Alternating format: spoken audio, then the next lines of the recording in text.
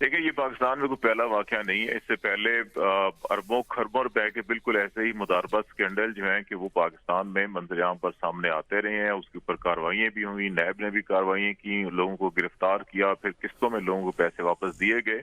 और ये फिर एक इस एतबार से ये इंतहाई तशवीशनाक मामला है कि ये बिल्कुल इस्लामाबाद जो फेडरल कैपिटल है, वहां पे हुकूमत की नाक के नीचे ये सब कुछ हो रहा है। और बदकिस्मती से हमारी इस्लामाबाद इंतजामिया या पुलिस को अगर देखें तो पिछले 1.5-2 साल से उसको इतना सियासी मकासद के लिए इस्तेमाल किया गया कि आज सुबह ही इस्लामाबाद हाई कोर्ट में डिप्टी कमिश्नर इस्लामाबाद और एसएसपी को मुजरिम करार देते हुए उनको सजाएं दी गई हैं।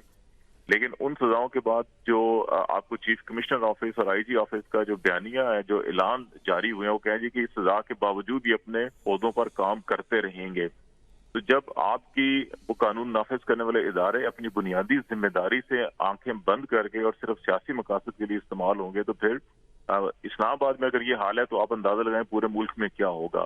जो रेगुलेटर है वो अपना किरदार अदा नहीं करता, जो कानून नाफिज करने वाले इदारे हैं वो अपना किरदार अदा करने के बजाय सियासी मकासद के लिए इस्तेमाल किए जाते हैं। सियासी मुखालफिन जी। को पकड़ धकर और जाली मुकदमों में अंदर करने के ऊपर सारा जोर लगाया जाता है। लेकिन जो हकीकी मुजरिम है, और इनमें भी अगर आप तफ्तीश जब होगी, तहकीकात होंगी, तो इसमें भी कहीं ना कहीं रेगुलेटर और जो कानून नाफिज करने वाले इदारे हैं उनका कोई ना कोई यहाँ पे आपको लिंकेजेस मिलेंगे। क्योंकि किसी भी शहर में आप बैठकर इतना बड़ा फ्रॉड नहीं कर सकते जब तक कि आपकी पुष्तपनाही या मामलत जो है किसी बाअसर फर्द की, गिरोह की या हुकूमती सरकारी एहलकारों की आपको पुष्तपनाही हासिल ना हो।